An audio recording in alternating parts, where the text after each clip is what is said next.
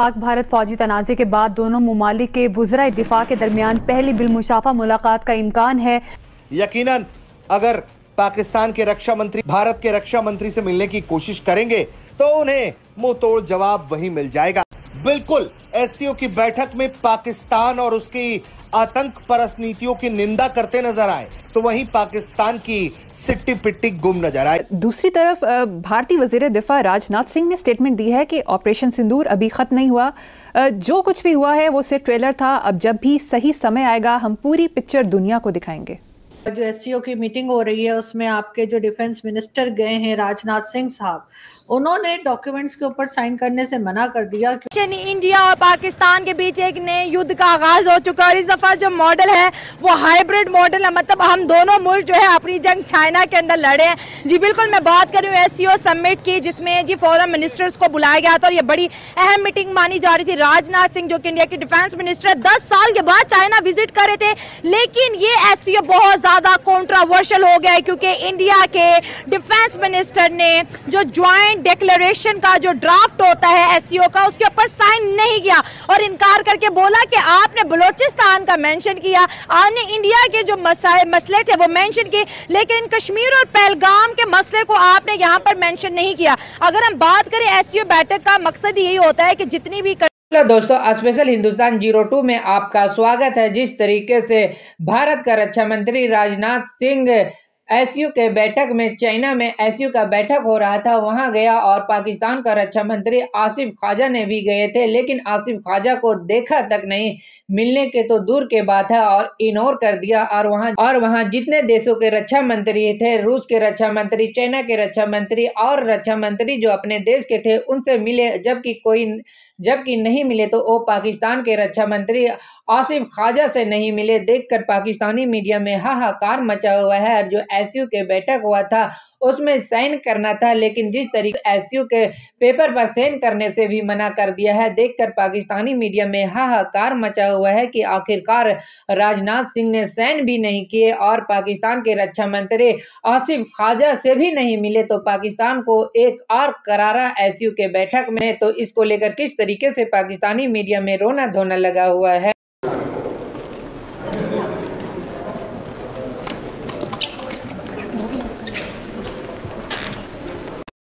India और पाकिस्तान के बीच एक नए युद्ध का आगाज हो चुका है और इस दफा जो मॉडल है वो हाइब्रिड मॉडल है, मतलब हम दोनों मुल्क जो है अपनी जंग चाइना के अंदर लड़े हैं। जी बिल्कुल, मैं बात कर रही हूँ एससीओ समिट की जिसमें जी फॉरेन मिनिस्टर्स को बुलाया गया था और ये बड़ी अहम मीटिंग मानी जा रही थी। राजनाथ सिंह जो कि इंडिया के डिफेंस मिनिस्टर 10 साल के बाद चाइना विजिट कर रहे थे, लेकिन ये एससीओ बहुत ज्यादा कंट्रोवर्शियल हो गया है क्योंकि इंडिया के डिफेंस मिनिस्टर ने जो ज्वाइंट डिक्लेरेशन का जो ड्राफ्ट होता है एससीओ का उसके ऊपर साइन नहीं किया और इनकार करके बोला कि आपने बलूचिस्तान का मेंशन किया, आपने इंडिया के जो मसले थे वो मेंशन किए, लेकिन कश्मीर और पहलगाम के मसले को आपने यहाँ पर मेंशन नहीं किया। अगर हम बात करें एससीओ बैठक का मकसद यही होता है कि जितनी भी कंट्री जो मतलब कि 8 कंट्रीज हैं इनके इंटरनल इशू एक्सटर्नल इशू इस बैठक के अंदर डिस्कस किया जाए और उनका सोल्यूशन बताया जाए। इंडिया जो है क्रॉस बॉर्डर टेररिज्म को लेकर हर फोरम पे बात कर रहा है। आज भी राजनाथ सिंह ने यही बोला है कि भाई क्रॉस बॉर्डर टेररिज्म को लेकर डबल स्टैंडर्ड जो है ये नहीं चलेगा, हमें जो है कंडेम करना पड़ेगा क्रॉस बॉर्डर टेररिज्म को लेकर। और साथ साथ पहलगाम के ऊपर बड़ी नाराजगी उन्होंने जाहिर की कि चाइना ने ऐसा क्यों किया। थोड़ा सा मैं आपको पीछे लेके जाती हूँ कि कुछ दिन पहले हम बात कर रहे थे कि डिफेंस मिनिस्टर्स की मीटिंग के बाद हो सकता है कि हेड ऑफ स्टेट में नरेंद्र मोदी वहां पर जाए, क्योंकि इस वक्त हम देख रहे हैं कि इंडिया की फॉरेन पॉलिसी के अंदर ये पोटेंशियल है कि हमने जो है चाइना के साथ वॉर वाली स्ट्रेटेजी नहीं बल्कि दोस्ती और ट्रेड को जो है प्रमोट करना है। पहले और वीडियो को लास्ट तक देखिए, अगर प्लीज स्किप मत क्या करें। एक बार होता है, ठीक है, ये हर कंट्री जो ना इसको होस्ट करता है, ठीक है, तो इसमें ये 8 मौलिक का ये इजलास होता है, ठीक है। बेसिकली ये जो ना एक बहुत अच्छा एक फॉर्म होता है, ये जो इसमें जो शामिल जो ममालिक है, ठीक है, तो उनके जो अंदरूनी मसाइल मामलात होते हैं तो उन मामलात को जो है ना इस फोरम में ला के उनको डिस्कस किया जाता है। हर मुल्क जो है ना अपना एक मुद्दा इसमें पेश करता है। दूसरी तरफ भारतीय वजीर दिफा राजनाथ सिंह ने स्टेटमेंट दी है कि ऑपरेशन सिंदूर अभी खत्म नहीं हुआ, जो कुछ भी हुआ है वो सिर्फ ट्रेलर था, अब जब भी सही समय आएगा हम पूरी पिक्चर दुनिया को दिखाएंगे। पुत्र तेरा सही समय नहीं आना, अच्छा, आपने शायद राजनाथ जी का बयान गौर से सुना नहीं, या आपने अपनी उर्दू बीच में घुसा दी है। कहा उन्होंने ये है कि खत्म नहीं हुआ, ये खत्म है खत्री वाला।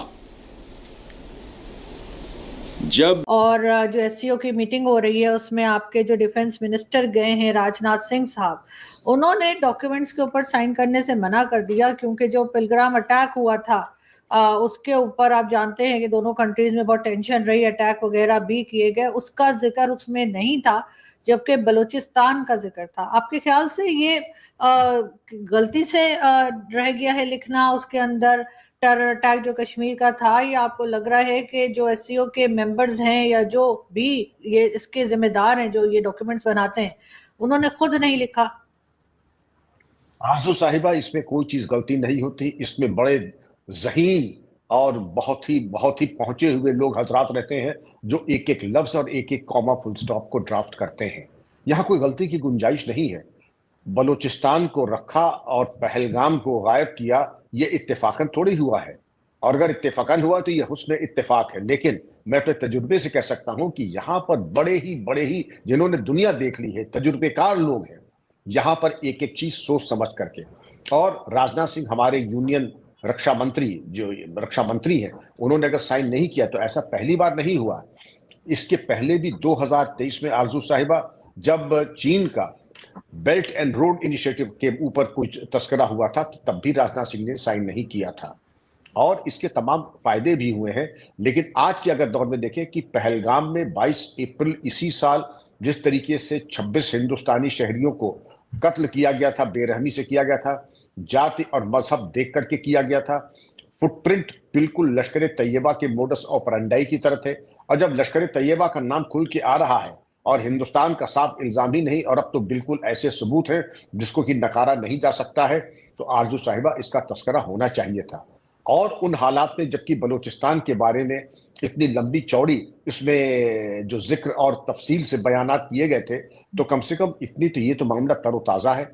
इसको और लिखना चाहिए था। ऑलमोस्ट हम लोगों के दोनों मुल्कों के बीच में एक जंग छिड़ा, और जंग छिड़ने के इस तरीके की ये जो 10 मुल्कों का एक एसोसिएशन है, शंघाई कोऑपरेशन ऑर्गेनाइजेशन, इसमें अगर आप देखें इस चीज ये आया था कि सोशलॉजिकल, इकोनॉमिक, ज्योग्राफिकल, पॉलिटिकल और डिफेंस का एक मसौदा था। इसमें अगर आप देखें तो चाइना भी है, पाकिस्तान भी है, इंडिया भी है, रूस भी है, ईरान भी है, और उज्बेकिस्तान, किर्गिस्तान, और ये 10 मुल्कों का ये एसोसिएशन है। ये बना ही इसीलिए है कि डिफेंस कोऑपरेशन और टेररिज्म को लेकर के हिंदुस्तान का यही कहना था आरजू साहिबा कि जो क्रॉस बॉर्डर टेररिज्म है, इसकी मजम्मत होनी चाहिए, इसके बारे में एक रोड मैप होना चाहिए, एक एक्शन प्लान होना चाहिए। और जब इन चीज़ों का तस्करा नहीं हुआ, तो मैं समझता हूं कि रक्षा मंत्री राजनाथ सिंह जी ने अगर दस्तखत नहीं बनाए, जो बिल्कुल एक मुनासिब कदम था, और इसके पहले भी जब एक बात उठी थी चीन के बारे में, तो उसके बारे में बॉर्डर रोड इनिशिएटिव, बेल्ट और रोड इनिशिएटिव, तो उसके तब भी हिंदुस्तान ने उस पर दस्तखत नहीं बनाए थे। तो मैं समझता हूं कि एक पहले तो एक